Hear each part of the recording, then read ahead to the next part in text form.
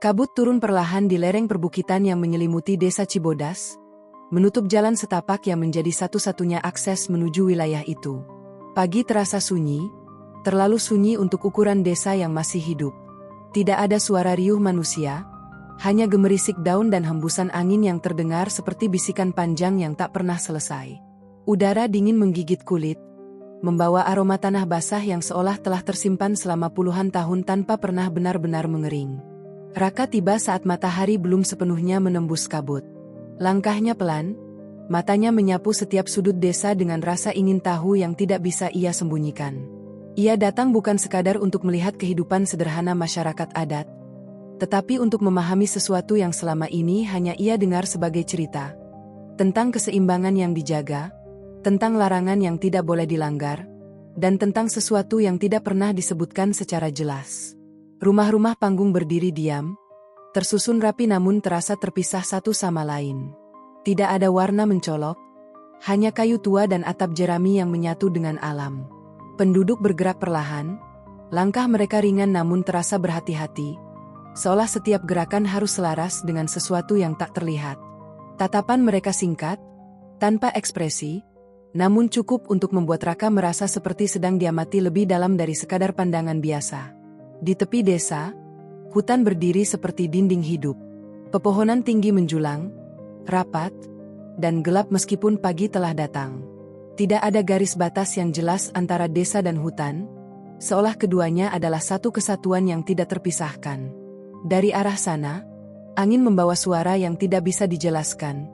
Bukan sekadar suara alam, tetapi sesuatu yang memiliki ritme, seperti nafas panjang yang berulang.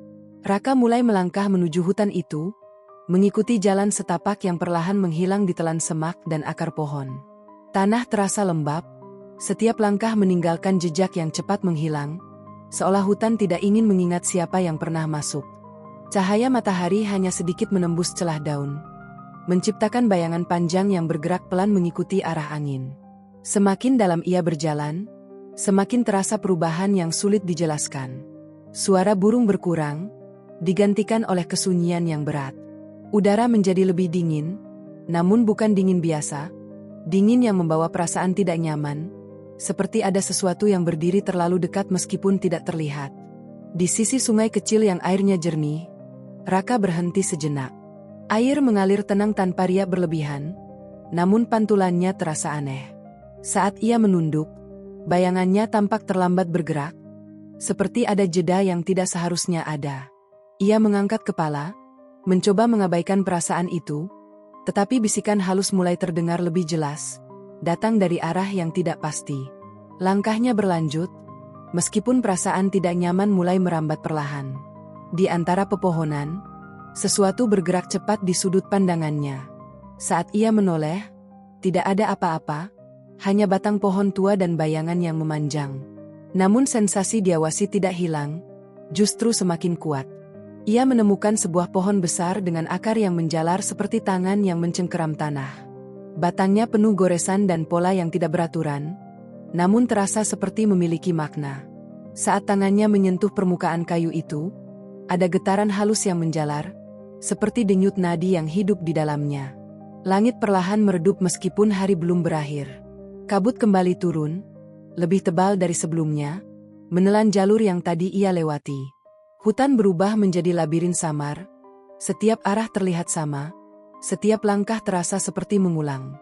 Raka memutuskan berhenti di tepi sungai dan mendirikan tempat istirahat sederhana. Api kecil menyala, memberikan sedikit kehangatan, namun cahaya itu justru membuat bayangan di sekitarnya terlihat lebih hidup.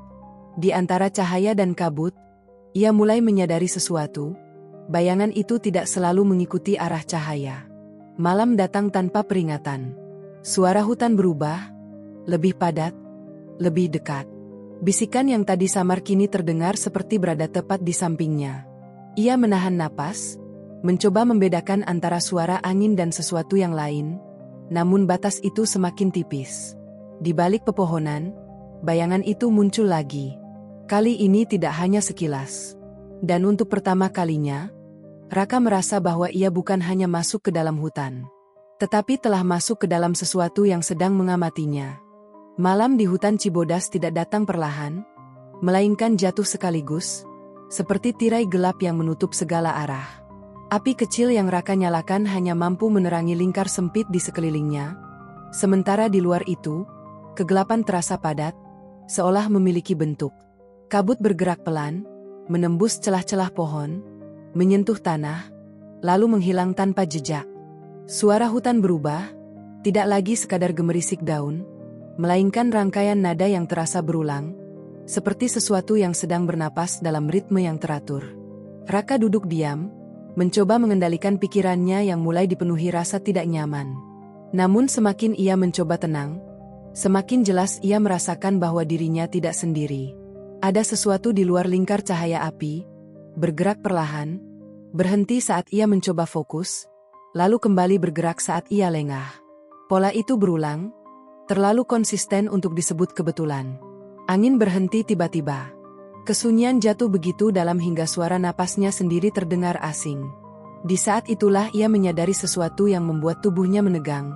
Ada napas lain di dekatnya. Bukan suara keras, hanya hembusan pelan, namun cukup jelas untuk dibedakan. Ritmenya berbeda, lebih berat, lebih lambat, seolah berasal dari sesuatu yang tidak terbiasa bernapas seperti manusia. Raka menoleh perlahan ke arah kegelapan. Tidak ada bentuk yang bisa dikenali, hanya lapisan kabut yang bergerak tipis. Namun suara itu tetap ada, berada di batas antara terdengar dan tidak. Saat ia menahan napas, suara itu tidak berhenti. Itu bukan miliknya. Api di depannya tiba-tiba meredup tanpa sebab.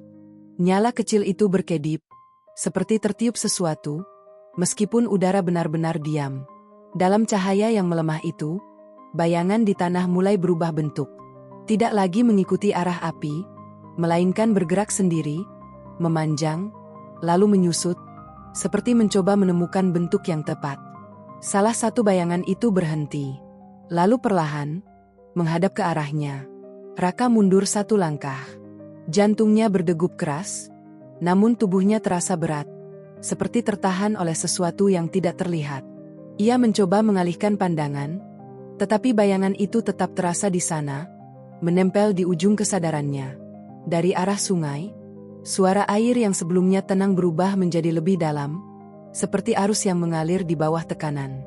Raka berjalan mendekat, langkahnya pelan namun tidak sepenuhnya ia kendalikan.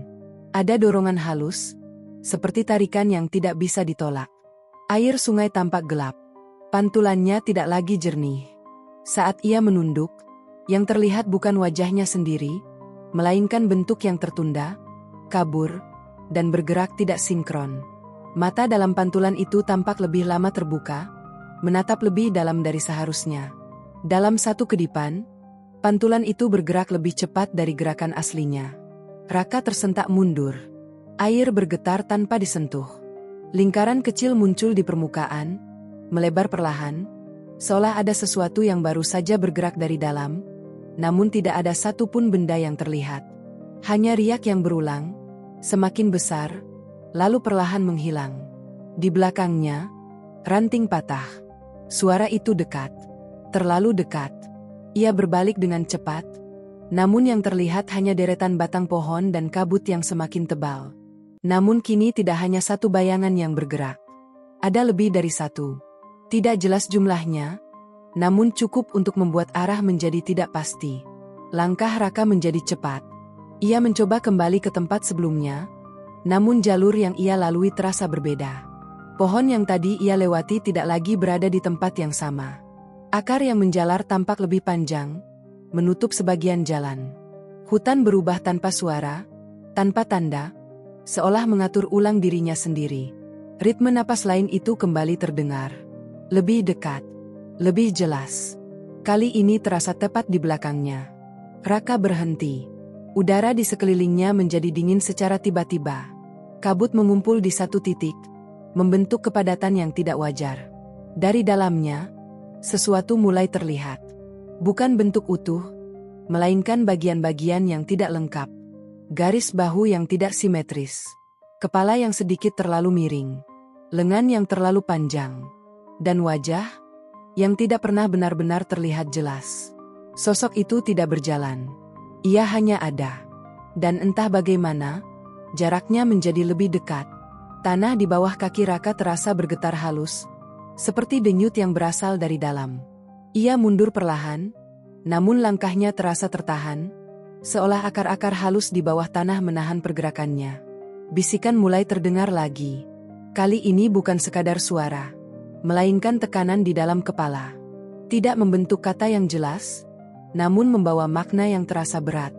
Seperti peringatan, seperti penolakan, seperti sesuatu yang tidak ingin kehadirannya diterima di tempat ini. Raka memejamkan mata sejenak. Dalam kegelapan itu, bayangan justru menjadi lebih jelas. Ia melihat lingkaran batu, melihat akar yang melilit, melihat sesuatu berdiri di tengahnya. Saat ia membuka mata, ia sudah tidak berada di dekat sungai. Tanah di bawahnya berubah, keras, dingin, dan di sekelilingnya, lingkaran batu itu benar-benar ada. Ia tidak ingat berjalan ke sana, namun ia berdiri tepat di tengahnya. Kabut berputar mengelilingi lingkaran, membentuk batas yang tidak bisa dilewati dengan mudah. Di luar lingkaran, bayangan-bayangan itu berdiri diam, menghadap ke arahnya. Tidak bergerak, tidak mendekat, namun juga tidak pergi. Sosok yang tadi muncul kini berdiri paling dekat. Wajahnya tetap tidak jelas, namun arah tatapannya terasa pasti. Langsung ke arah Raka. Tekanan di udara semakin berat.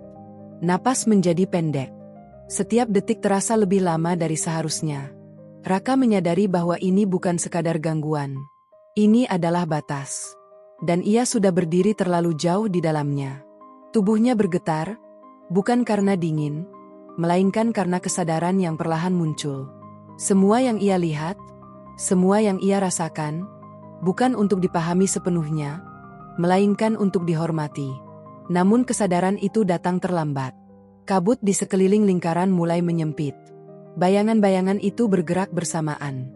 Dan untuk pertama kalinya, Raka menyadari satu hal yang tidak bisa ia hindari. Ia tidak lagi sekadar diamati. Ia sedang diuji. Kabut yang mengelilingi lingkaran batu semakin rapat, membentuk dinding putih yang berputar perlahan seperti napas raksasa. Dunia di luar lingkaran itu menghilang sepenuhnya. Tidak ada lagi hutan, tidak ada lagi jalan setapak, tidak ada arah untuk kembali. Yang tersisa hanya tanah dingin di bawah kaki Raka, batu-batu tua yang membentuk lingkaran, dan bayangan-bayangan yang berdiri di luar batas, diam namun menekan. Udara terasa berat, setiap tarikan napas seperti harus dipaksa keluar dari paru-paru. Suara hutan lenyap, digantikan oleh kesunyian yang begitu dalam hingga pikiran sendiri terdengar asing. Namun di balik kesunyian itu, ada getaran halus yang terus berdenyut dari tanah, naik perlahan melalui telapak kaki, merambat ke seluruh tubuh. Raka berdiri di tengah lingkaran tanpa bergerak. Tubuhnya tegang, tetapi bukan karena ingin melawan. Ada sesuatu yang lebih besar dari rasa takut yang mulai mengambil alih kesadarannya. Sebuah pemahaman yang tidak datang dari logika, melainkan dari insting yang lebih dalam, bahwa tempat ini bukan untuk ditaklukkan, bukan untuk dipahami sepenuhnya, melainkan untuk dihormati. Di luar lingkaran, bayangan-bayangan itu mulai berubah. Mereka tidak lagi berdiri diam. Perlahan, satu persatu, mereka bergerak mendekat ke batas lingkaran. Tidak ada suara langkah, tidak ada gesekan. Mereka hanya bergeser. Seperti bagian dari kabut yang menjadi lebih padat, lebih nyata. Sosok yang paling dekat kini berdiri hanya beberapa langkah dari batas batu. Tubuhnya tidak sepenuhnya utuh. Garis bentuknya bergetar halus, seperti bayangan di air yang terusik. Namun keberadaannya terasa lebih berat dari yang lain. Tekanan yang dipancarkannya membuat dada Raka sesak, seolah udara di sekitarnya tersedot perlahan. Wajahnya masih tidak bisa dilihat dengan jelas. Namun arah tatapannya tidak pernah berubah. Langsung ke arah Raka. Tanah di dalam lingkaran mulai menghangat, berlawanan dengan dingin yang menyelimuti hutan sebelumnya. Getaran di bawah kaki berubah menjadi denyut yang lebih kuat, seperti jantung besar yang berdetak jauh di dalam bumi. Ritmenya lambat, namun stabil, dan entah bagaimana, napas Raka mulai mengikuti pola itu tanpa ia sadari. Satu langkah kecil ia ambil. Bukan ke depan, tetapi mundur, mendekati salah satu batu di lingkaran. Begitu kakinya hampir menyentuh batas, Rasa dingin yang tajam menjalar dari tanah ke tubuhnya. Seperti peringatan yang langsung diberikan tanpa suara. Ia berhenti. Kesadaran itu semakin jelas. Lingkaran ini bukan jebakan. Ini adalah batas. Tempat aman, sekaligus batas terakhir. Di luar sana, bayangan-bayangan itu tidak menyerang. Mereka hanya menunggu, mengawasi, menguji. Seolah keputusan ada sepenuhnya di tangan Raka. Apakah ia akan melangkah keluar dan menghadapi sesuatu yang tidak bisa ia pahami? Atau tetap berada di dalam dan menerima aturan yang tidak tertulis? Kabut berputar lebih cepat. Tekanan di udara semakin kuat. Sosok di depan mulai mengangkat sesuatu yang menyerupai tangan. Gerakannya lambat, hampir tidak terlihat, namun cukup untuk membuat ruang di sekitarnya bergetar. Saat tangan itu terangkat, bayangan lain di belakangnya ikut bergerak, menciptakan gelombang yang merambat di sepanjang batas lingkaran. Raka menutup matanya. Bukan karena takut melihat, tetapi karena ia mulai mengerti bahwa apa yang dilihat bukanlah kunci untuk keluar dari situasi ini. Yang dibutuhkan adalah kesadaran. Ia menarik napas panjang, perlahan, mengikuti ritme denyut tanah di bawahnya. Pikiran yang sebelumnya dipenuhi rasa panik mulai mereda. Bukan hilang, tetapi berubah.